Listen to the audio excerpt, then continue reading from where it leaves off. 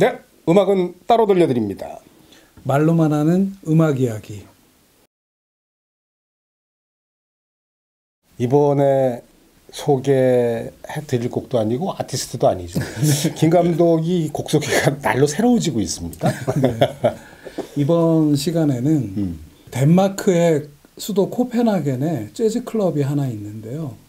제가 이렇게 재즈를 들으면서 앨범들이 녹음된 스튜디오면 스튜디오, 공연장이면 공연장, 클럽이면 클럽 이렇게 유심히 보게 되는데 항상 눈에 많이 띄는 곳이 있었어요. 그 코펜하겐에 있는 그쪽 말로는 재즈 후스 몽마르트, 영어로는 그냥 카페 몽마르트라고 얘기하는 클럽이 있는데요. 거기에서 수많은 공연들이 있었고 그게 음반으로 나와 있고 그래서 한번 모아보면 어떨까 해서 카페 몽마르트, 재즈 후스 몽마르트에서 녹음된 5장의 앨범, 5명의 아티스트들을 한번 얘기해 보려고 하는데 아니 김 감독이 이제 카페 몽마르트를 갖다 이제 해서 소개한다고 해서 제가 뒤져봤어요.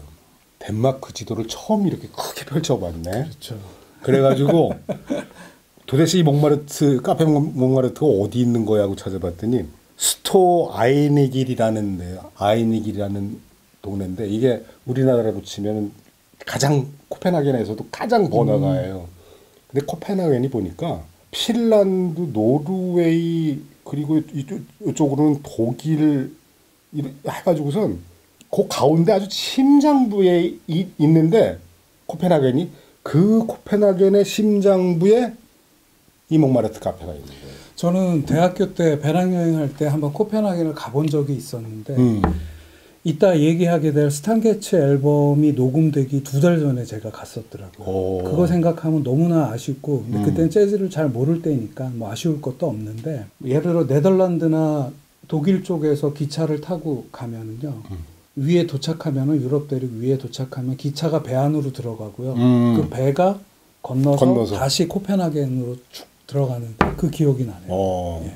이 카페 몽마르트가 1959년에 생겼는데 그 코펜하겐 내에서 요리조리 이사하면서 운영을 하다가 95년에 한번 잠깐 폐업을 하는데 2010년에 다시 개장을 해갖고 현재까지 이르고 있더라고요. 그리고 지금도 뭐 인스타그램이나 페이스북에 보면은 항상 공연을 하고 있고 그런 이제 말하는 명소인데 특히 60년대 초반부터 러쉬가 시작이 되는데 미국 출신 미국을 탈출해서 유럽으로 건너가는 뮤지션들이 생겨나게 되는데 유럽에서 활동을 하다 보면은 코펜하겐의 몽마르트 클럽에서 연주를 하게 되고 이게 어느 순간 역전돼서 몽마르트가 있기 때문에 카페 몽마르트가 있기 때문에 재즈맨들이 코펜하겐에서 상주하면서 음악을 하게 되는 이런 현상이 그러니까 재즈라는 미국 음악이 유럽 뭐 프랑스면 프랑스 뭐 런던의 로니 스코츠 클럽 이런 데를 중심으로 유럽에서 공연들을 하게 되는데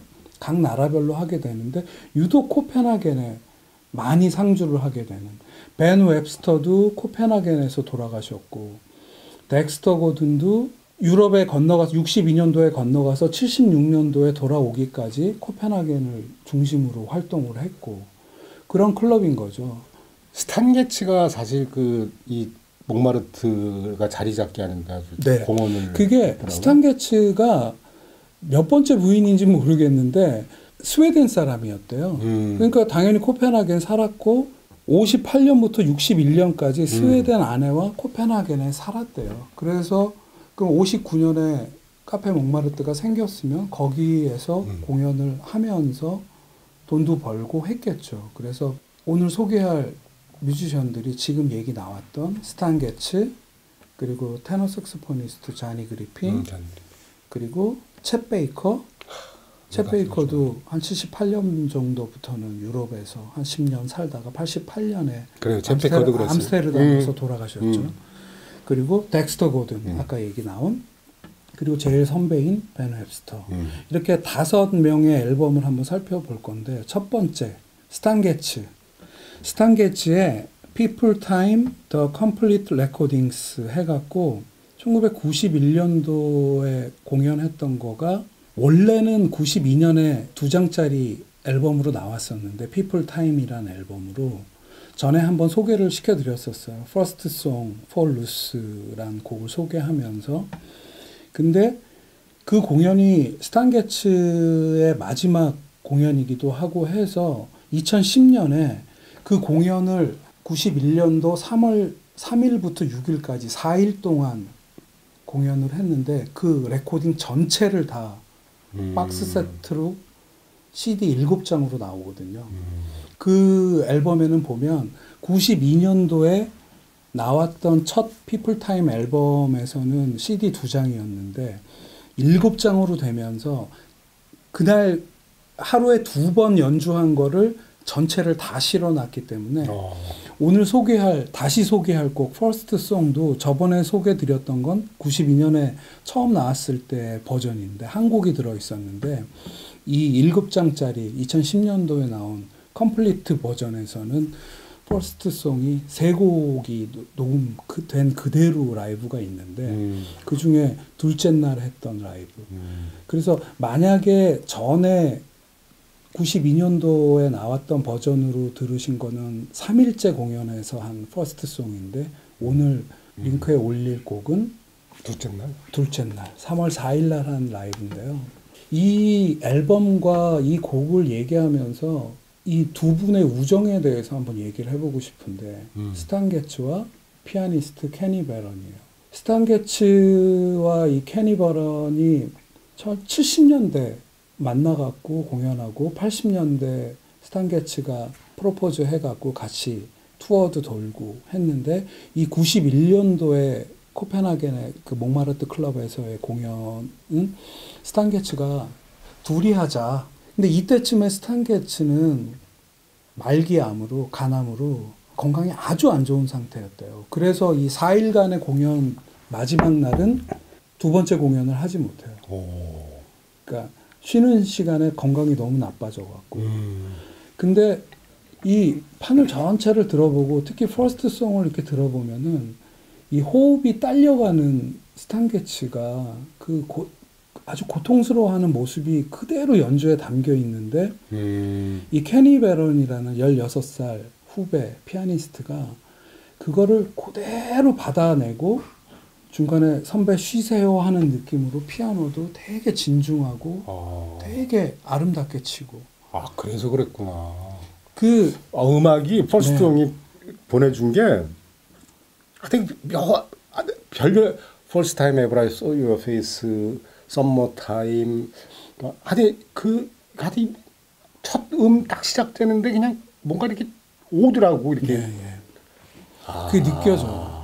CD 라이너 노트에 보면은 케니 베런이 그런 말도 해요. 그 선배의 호흡 그런 것들이 우리가 소위 말하는 약간 삑사리 같이 느껴지는 것들이 고스란히 자기한테 왔고 그의 표정을 읽고 자기가 솔로를 길게 중간에 할 수밖에 없었던 이유. 이 케니 베런이 한 말인데요. 몽마르트에서의 연주 후 미국으로 돌아가면 새로운 암 치료를 시작할 거라고 스탄 게츠는 얘기했고 그해 여름에는 짧은 투어를 또 약속을 했다.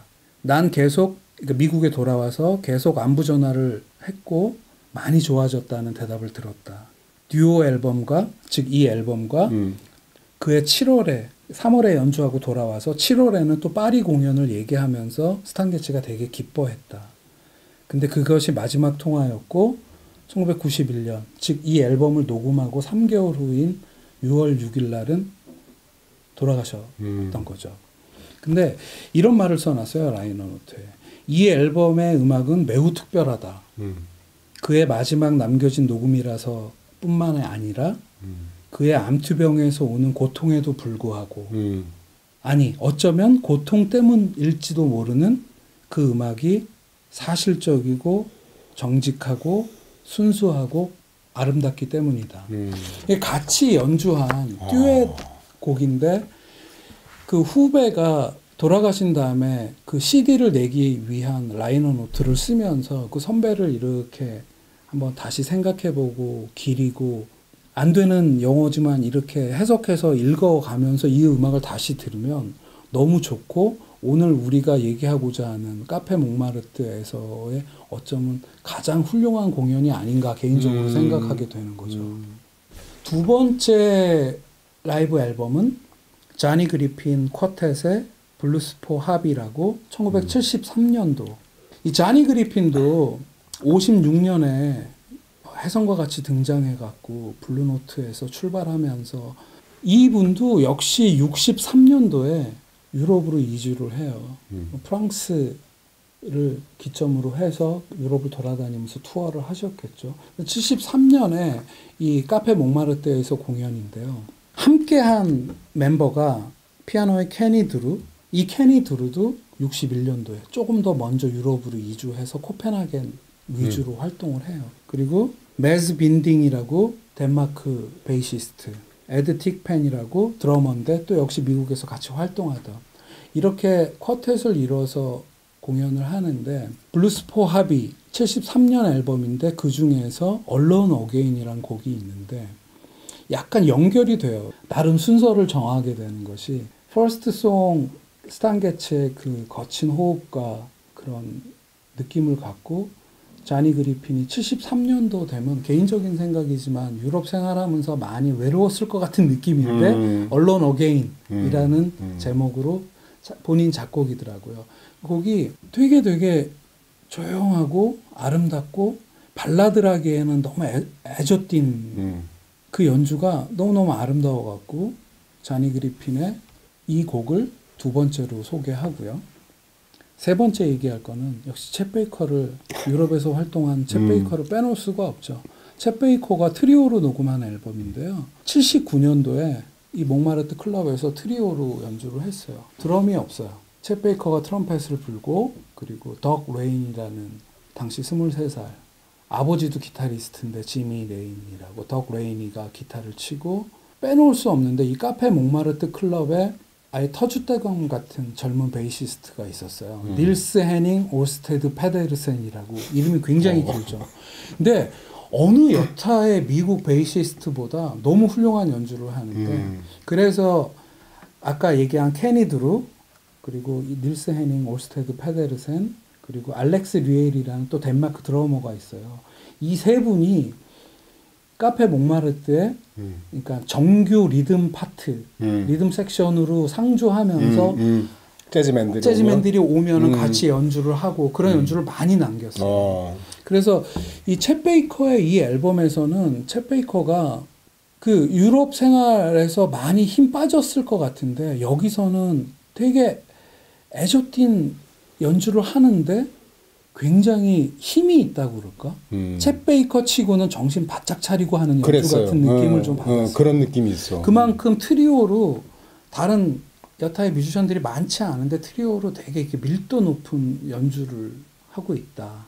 이 앨범 제목이 Someday My Prince Will Come이라는 앨범인데 79년 녹음 80년도에 나온 앨범인데 그 중에 역시 약간 이제 맥을 같이 하는 제목으로 골라봤는데 전에 우리가 Someday My Prince Will Come을 이 앨범으로 소개했었는데 그 앞에 곡이에요. 그러니까 A면 첫 곡인데 Sad Walk, 슬픈 걸음걸이, 뭐 산책 뭐 이런 느낌일 것 같은데 78년부터 사망할 때 88년까지 아까 말씀드린 대로 이제 유럽에서 거주하면서 활동했던 그 시기가 가장 앨범을 많이 낸 시기래요.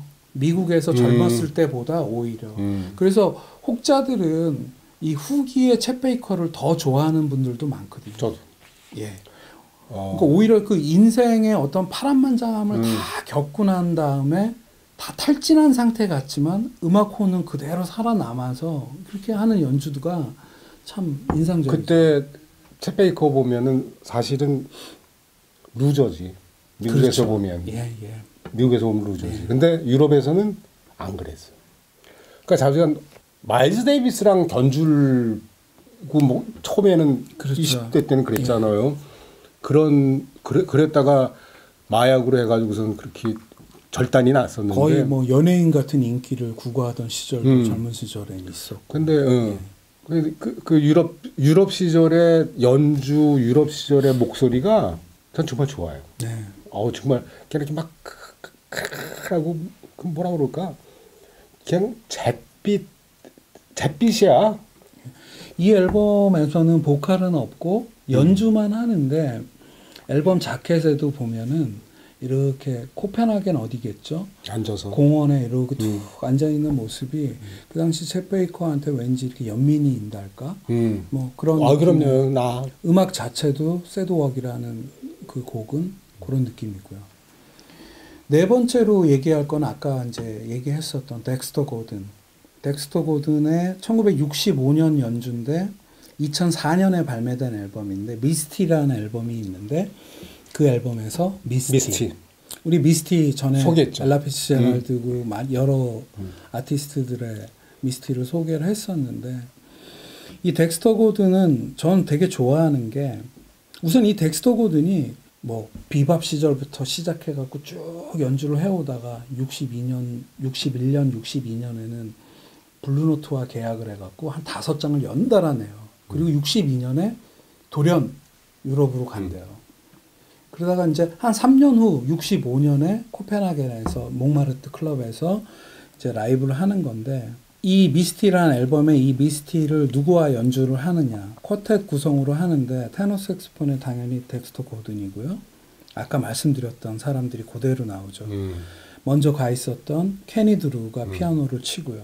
닐스 헤닝 올스테드 페데르센 베이스 그리고 알렉스 리엘이라고 그 덴마크 드러머 이렇게 넷이서 하는데 미스티란 곡을 10몇 분으로 길게 늘려 부르는데 저는 이 덱스터 고든의 어떻게 말하면 특징인데 자기 느낌대로 곡을 쭉 늘려요.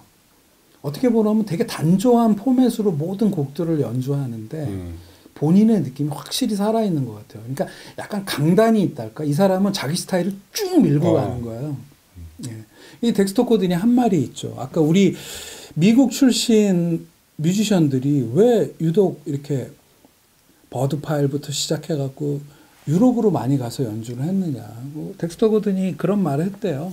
일단 인종차별이 없고 없다시피 하고 재즈라는 음악에 대한 존경심이 인종차별하고도 관계가 있는 거죠. 흑인 음악인 이 재즈 음악을 대우하고 존중하는 거가 다르다. 덱스터 고든이 62년 정도부터 76년까지 코펜하겐을 중심으로 유럽에서 활동하면서 간간히 미국에 와서 녹음하는데도 다시 돌아가갖고 이렇게 살았던 이유가 그런 이유가 있지 않나. 물론 76년 이후에 미국에 돌아와서 쭉 활동을 하지만 다섯 번째는 벤 웹스터.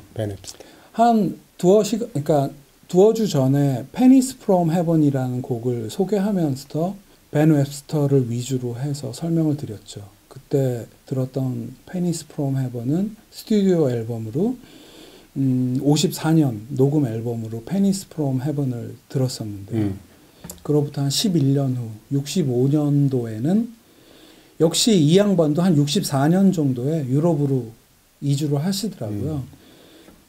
50대 한 중반의 나이인 건데 65년. 그러니까 덱스터 고든이 65년 몽마르트에서 공연을 한 건데 그 즈음에 벤 웹스터도 공연을 한 거죠. 그 앨범 제목은 at 몽마르트 1965/66 이 앨범인데 이 앨범도 65년도 66년도에 두 번의 공연을 모아서 나온 건데 첫 곡이 페니스 프롬 헤븐이더라고요. 그래서 먼저 번에 소개시켜 드렸던 페니스 프롬 헤븐과 좀 다른 구성의 여기에도 아까 덱스터 고든의 사이드맨을 해줬던 케니 드루, 닐스 헤닝 올스테드 페데르센, 알렉스 고정 멤버, 멤버들이 하우스 밴드 같이 연주를 해주는데 역시 호방하고 그러나 감성적인 톤으로 이렇게 페니스 프롬 헤븐을 미국에서 녹음했던 50년대 버전과 한번 비교하시면 되게 좋을 것 같아서 한번 골라봤습니다.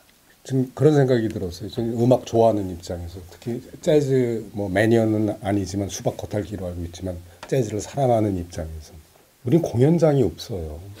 그렇죠. 이 재즈 카페 몽마르트가 그 80년대 그러니까 70년대 80년대를 유럽에서 가장 손꼽히는 공연장이에요. 그러니까 나중에 다시 문 열고서는 뉴욕 타임즈에서도 얘기를 했어요. 유럽 재즈의 그 핵심이라고 꼭 가봐야 될 곳이라고. 사실 이런 거잖아요. 극의 3요소가 이렇거든요. 배우, 무대, 관객. 시나리오는 네 번째예요. 이 연주도 마찬가지라고. 뮤지션이 있으면 무대 있고 관객이 있어야죠. 관객이 있고 뮤지션이 있어도 거기에 걸맞는 공연장이 없으면 성립이 안 돼요. 네. 그러니까 우리는 안타까운 거는 자주 재즈 공연장이 없는 게 참 안타까웠어요. 저만 해도 박성현 선생님이 하셨던 야누스나 한두 번 가봤고, 아까 말씀하셨던 올드 재즈 이태원에 몇 번 가봤었고, 그리고 더 좀 나이 들어서는 홍대 클럽 에반스, 거기서는 젊은 뮤지션들이 항상 매일 이렇게 잼으로 세션을 하고 자주 갔었는데, 최근에는 뭐 코로나 작년 이런 걸 떠나서 최근 한 몇 년 전부터는 재즈를 공연해서 본 적은 한 번도 없는 것 같아요. 예. 재즈 음악으로 이렇게 하려면 장사가 안 된대요. 그러니까 이 카페 몽마르트에서의 라이브 앨범들을 보면 딱 그 적당한 사이즈의 박수 소리, 그 재즈 클럽 그 사이즈의 그런 공연들이 많아졌으면 하는 바람이지만, 듣는 입장에선 찾아가야 되겠죠. 예. 또 이제 부러운 게 뭐냐면, 새로 개장하면서 이제 고정 멤버들이 있고 나머지는 자원봉사자들로 클럽으로 운영해요. 예, 그렇다고 하더라고요. 근데 난 이거 새로 그렇게 문을 열면서 선언을 했어요. 재즈에 대한 애정과 재즈 역사에서 몽마르트의 신화를 바탕으로 새로운 재즈와 장소를 만들겠습니다. 그러니까 그 자세야. 그 카페 몽마르트를 갖다 어떻게 운영하겠다라는 이런 공연장이 우리나라에도 있었으면 우리 재즈 씬도 좀 더 우선 찾고 듣는 사람들이 있는 것, 그 어떤 게 선행돼야 되는 건지 모르겠지만 그런 자세를 갖고 재즈를 좋아하게 되면은 찾아보는 거. 저부터도 그런 생각이 드네요. 네. 카페 몽마르트 이렇게 보면서 그 야누스 생각도 나고, 그 야누스 힘들게 그렇게 지켜나가던 박성현 선생님 생각도 나고. 네. 그러네요. 네. 자, 음악 정말 좋습니다. 아주 정말 좋은 무대에서 좋은 관객들과 최고의 뮤지션들이 만든 세상 한번 즐겨보시기 바랍니다. 네. 네, 감사합니다.